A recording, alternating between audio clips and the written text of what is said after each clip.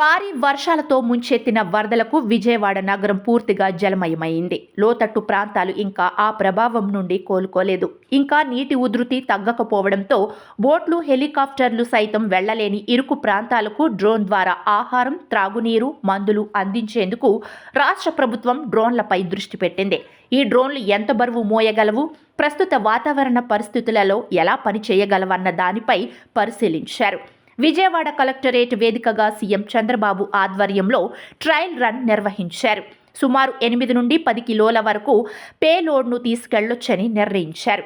ప్రస్తుతానికి 8 డ్రోన్లు అందుబాటులో ఉండగా అవసరాన్ని బట్టి మరిన్ని డ్రోన్లు అందుబాటులోకి తేనున్నారు. వరద సహాయ చర్యల్లో భాగంగా ఇప్పటి వరకు ఒక్క రోజులోనే సుమారు 3 లక్షలకు పైగా ఆహార ప్యాకెట్స్, మంచినీరు సిద్ధం చేసి హెలికాప్టర్లు మరియు పవర్ బోట్స్ ద్వారా అందజేశారు. ఇప్పటి వరకు 78 పునరావాస కేంద్రాలు ఏర్పాటు చేయగా ఎన్టీఆర్ఎఫ్ బృందాలు ఈ కార్యక్రమాలను పర్యవేక్షిస్తున్నారు.